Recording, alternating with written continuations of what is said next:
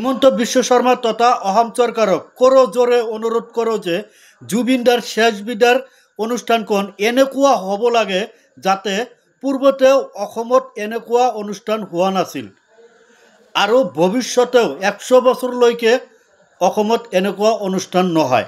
এই কয়দিন ভাৰতৰ সমগ্ৰ দৃষ্টি অসমৰ ওপৰত নিষিদ্ধ হ'ব লাগে। জুবিনদা অসম আৰু অসমীয়া নিজ জন্মভূমি অসম মাতৃৰ কাৰণে যিমানখিনি কৰি থৈ গ'ল তেওঁক আমি উভতাই দিব নোৱাৰিম, এয়াই সম্ভৱো নহয়।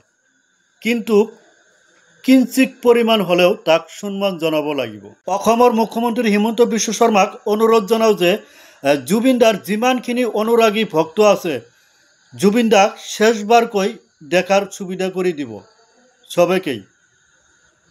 সবে ভিডিঅ'খন শ্বেয়াৰ কৰি দিয়ক যাতে আজি অসমৰ মুখ্যমন্ত্ৰী বিশ্ব শৰ্মা এই ভিডিঅ'খন চাব পাৰে।